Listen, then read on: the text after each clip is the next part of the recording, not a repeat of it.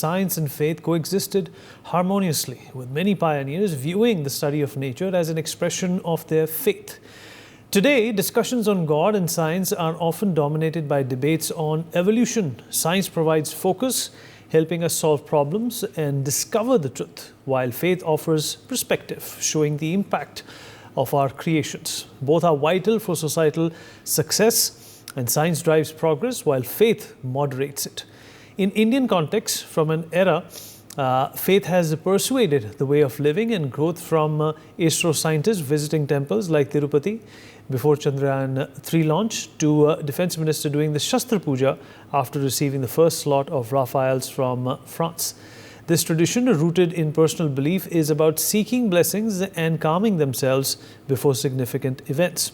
It reflects self-affirmation and a way to find solace amidst the universe's uncertainties, without questioning their scientific expertise or faith in technology. Meanwhile, Indic spiritual renaissance gains steam that shows a strong correlationship between science and faith. That's exactly what we talk about today.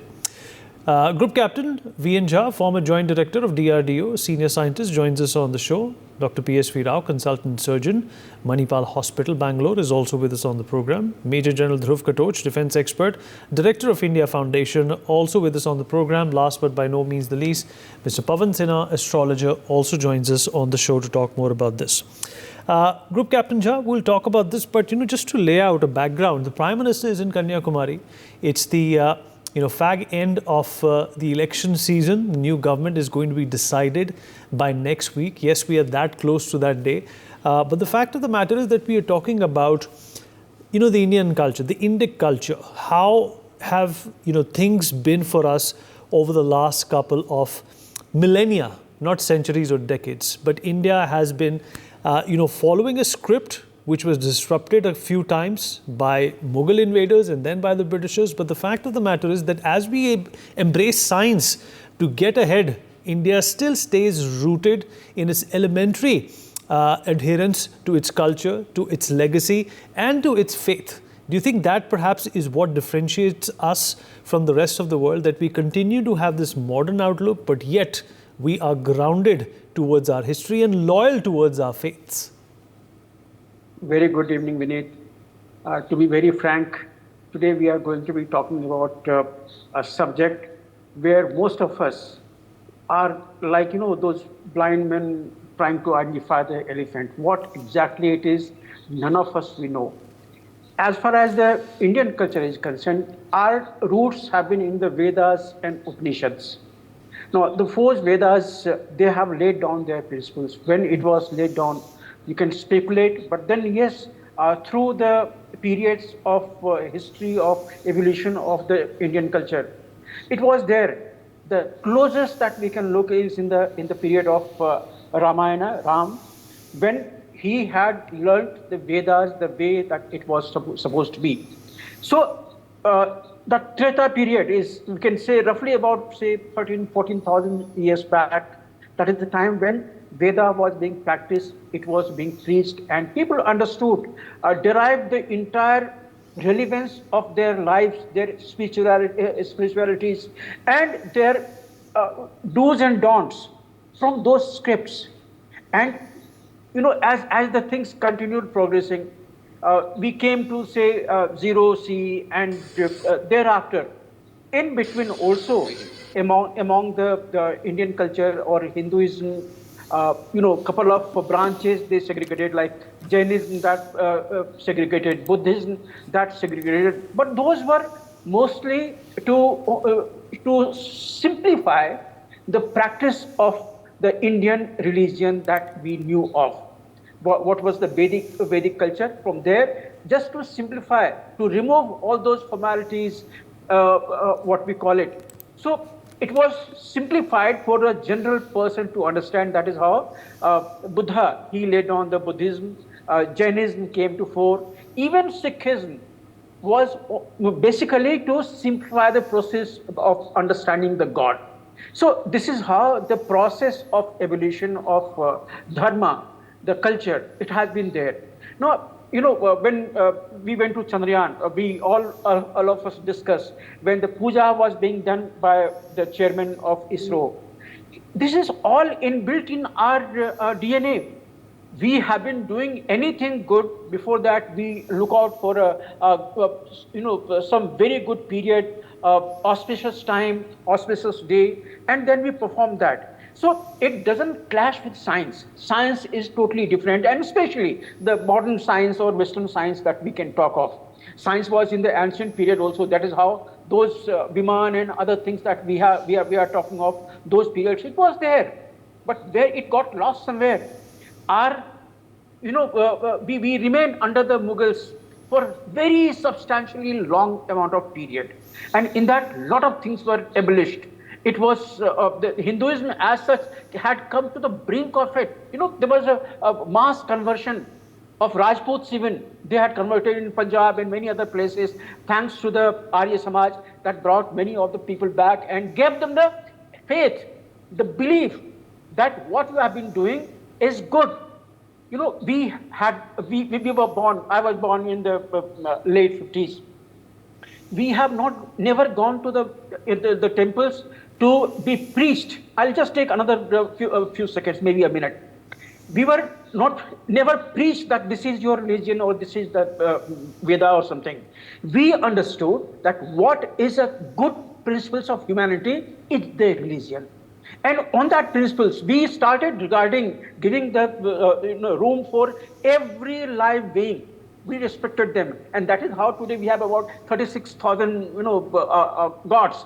Starting from our mother and our father, they are the first god that we worship. So this is how the dharma has come. Dharma and the science, they don't clash. I mean, it would be foolish to say that they clash each other. Looking for the evidence, when spirituality is something where it is so past, so vast, such ancient thoughts that you can't have a direct vision, direct evidence that so and so is there. So in the absence of those evidence, we have a belief, and on that belief, we all understand that spirituality is part of our conscience. And with the conscience, when we practice anything, maybe science, maybe worshipping, or maybe anything else, it is a good way to approach that, and that is where we stand today. That today, when we say that if PM has gone for meditation or something, it gives the strength. PM is the living example of it. 24/7, 18 hours per day, without a day of leave, in the so many years of his. How does this survive? It is not possible. That strength is being drawn by the meditation. And where does that meditation come? It is that belief, it is that spirituality, it is that culture that has given to us. So in short, I'll just sum up saying that the culture, the dharma, and the science, this is all part of our lives, somewhere related. Where is the thread uniting each other? We can't say for sure, but this is all related. Everything that happens is all related to the things what is in the conscience beneath. General Katoch, how do you look at this marriage of a modern outlook with an ancient heart? Of course, there are procurements, there are ways and means of celebrating what you develop and what you buy in every country, including the United States and all the modern nations throughout the world. But none of them celebrate the way India celebrates when anything new comes to the house. It's Diwali for everyone. This is how we in fact have been able to express ourselves and focus on these tasks.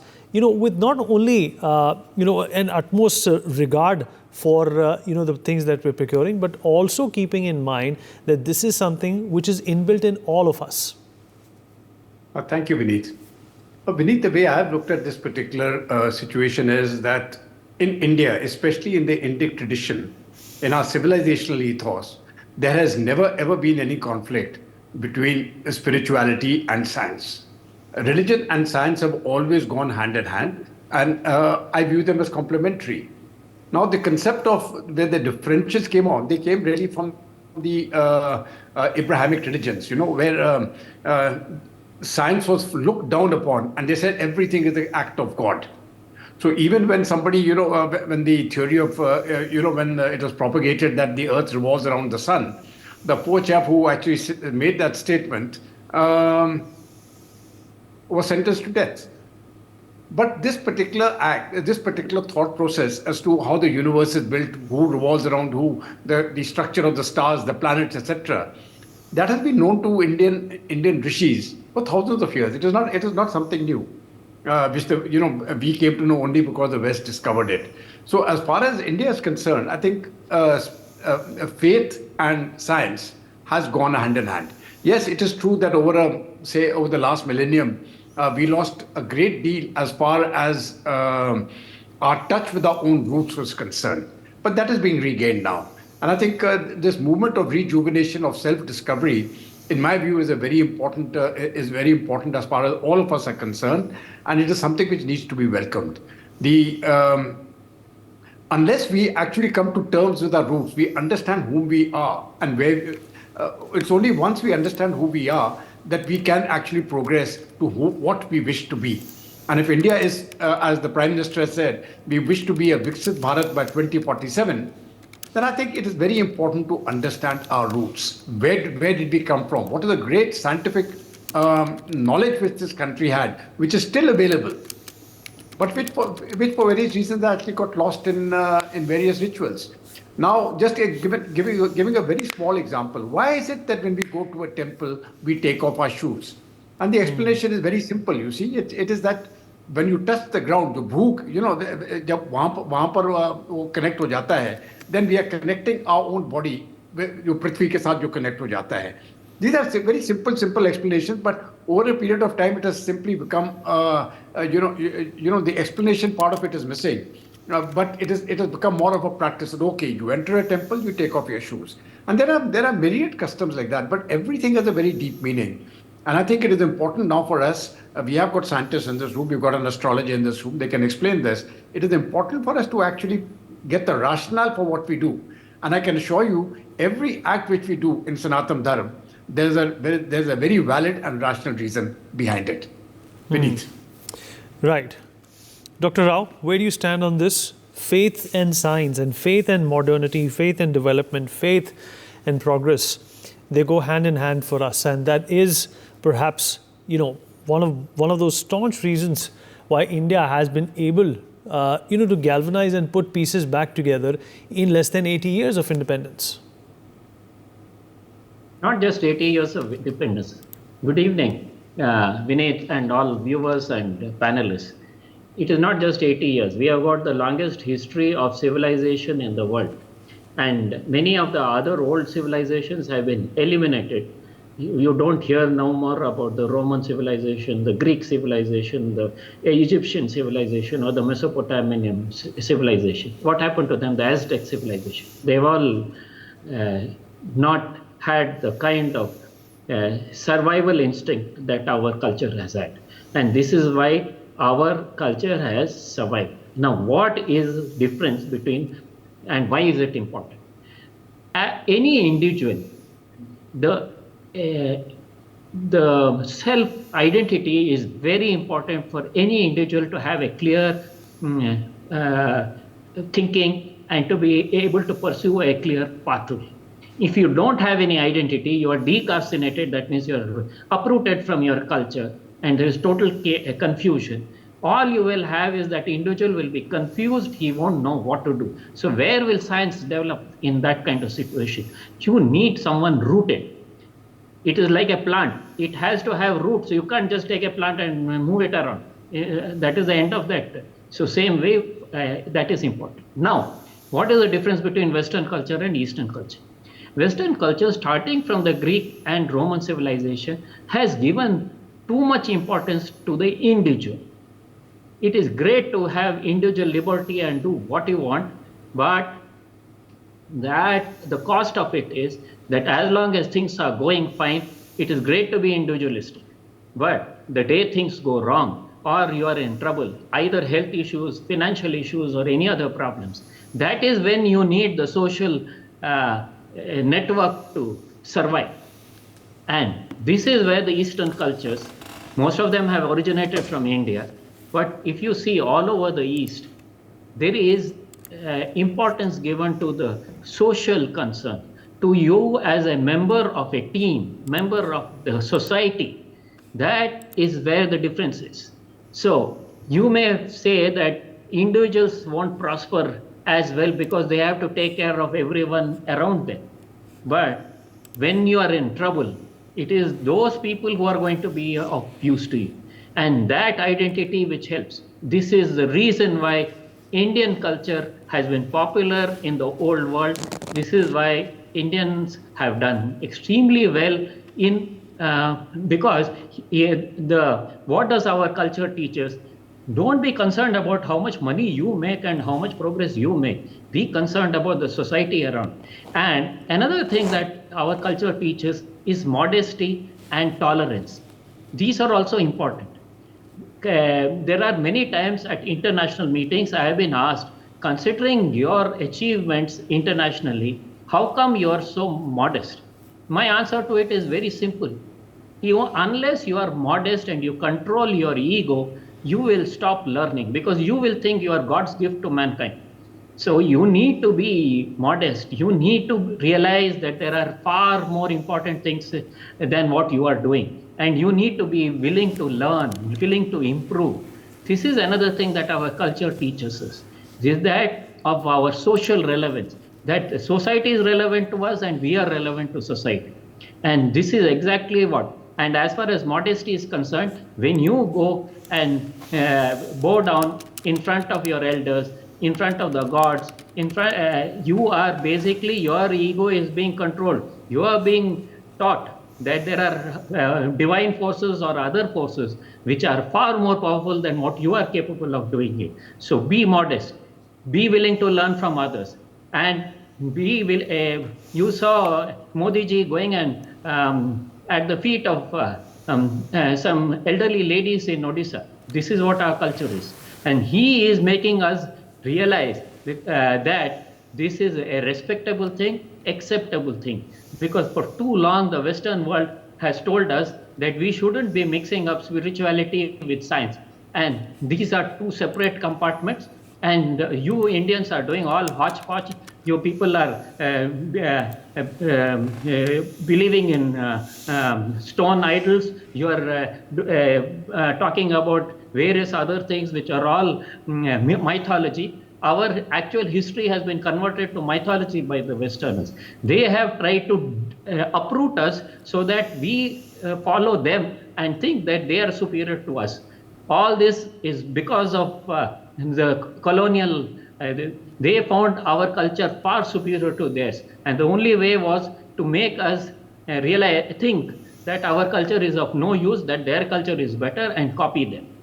So, Vinit, I think this is the reason why we are now succeeding. And I very much appreciate what Modi ji is doing. He is trying to give us our self-respect back, our respect in our culture and our way of thinking. And there is nothing wrong in having spirituality and science. I think it's very, very important. It's only when you are spiritual that you will develop in science. That is when you will be tolerant to other ideas. Right. Otherwise, you will think that only your idea is good and everyone else is a fool. Let me bring in Mr. Pavan Sinha into this conversation as well. Mr. Sinha, in fact, there have been different schools of thought who say that, religion and science have always been pulling away from each other, or they cannot coexist on the same table, the same high table. But, if you look at the foundations that, we live by, and something that the Prime Minister is also trying to invoke, it gives a different meaning to what this concept has been all about, especially in the Western world.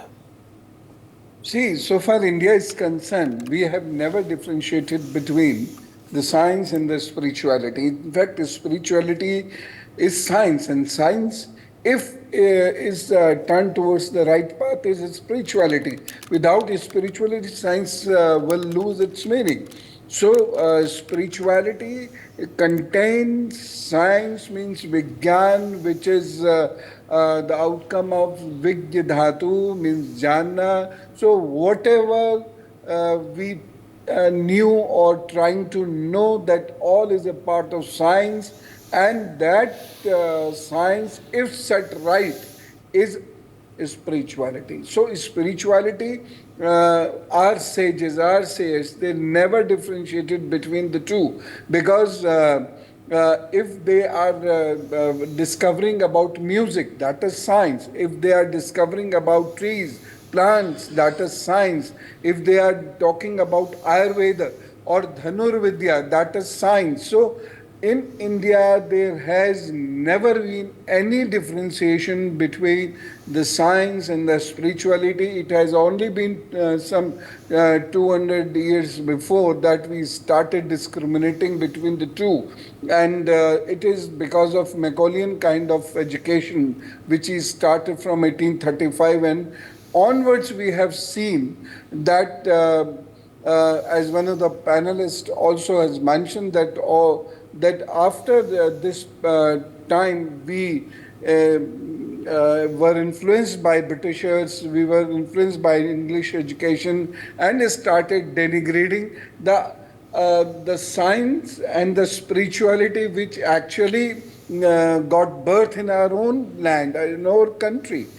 And why Modi ji is being appreciated, as Dr. Saab has very rightly mentioned, because he is making us remind of, means youth is following him like anything, and he is reminding them of that without spirituality there is no science, and science and spirituality, they always go hand in hand. So when we are tired of, when we want relaxation, we should go to some holy place, and holy place too has a science, because not every place is a holy place. So this Kanyakumari, Kedarnath, Badrinath, these are the holy places, Ujjain, Kashi, and so many other places, because of a certain kind of vibration, magnetism, and the architecture. Because of all these things, that is holy places. Why Swami Vivekananda chose to go to that rock, which was in the water at that time, and there was no facility to go there. So he swam and sat there for 3 days, and then when he comes back, he was ready for that great revolution which he manifested, and that the pride of India that returned to us back after his Chicago speech and continuous touring of the world. So all right, sir. That is why Prime Minister is visiting all such places, and I think we all should go to such places, and we will feel calmness, because prefrontal lobe, that starts functioning well, and that gives us peace, calmness, and confidence. So in India, science and spirituality cannot be differentiated. They have been together, and they are still together. All right, we have almost run out of time. We'll take concluding thoughts from our panelists, starting with Group Captain Jha. Look, Vineet, 30 seconds, sir, each one of you. We can continue discussing. See, this is something, hoye soi jo Ram rachi rakha, ko kari tark badhavi shakha. You can't debate these. It's the vastness of the culture, vastness of the spirituality. We can't just put it into few words. So what is happening? How India is right now rejuvenating itself, its culture, its thought process, its science, and the general way of living. Now everything is being put together, and we are progressing on that line, and this is a rejuvenation. There is no doubt at all, and I wish that all of us, we progress on this path of rejuvenation, so that tomorrow, first we, our family, our society, and our entire nation, including the world, global panorama, will be everyone in the peace, in harmony with the nature, and it will be good for the entire humanity, the world, the cosmos. All right, General Katoch. Vineet, I'll be very brief. In my view, I think it is vital that we reconnect with our past as a civilization, and once we strengthen our own roots, that is the only one sure way that we can progress. Vineet. Absolutely, Dr. Rao. Yeah, self-respect and self-confidence is important, and the only way you will get it is if you realize where your roots are and start respecting it and working. And only if you have self-confidence and self-respect will the rest of the world respect you and have confidence in you. That is the main message that Modi ji is giving us all. All right, Mr. Sinha. Yes, I would also be very brief and would say that science and spirituality both are not only the part and parcel of our social life, but or economic life, but also individual's life. So self is, as Kathopanishad said, जिसको अपने ऊपर विश्वास नहीं उसको ईश्वर पे कैसे विश्वास होगा. So this is science and spirituality within us, which is being manifested now by our Prime Minister. So hats off to him, and this is what we should follow. All right. For more such videos, subscribe to the NewsX YouTube channel, hit the bell icon.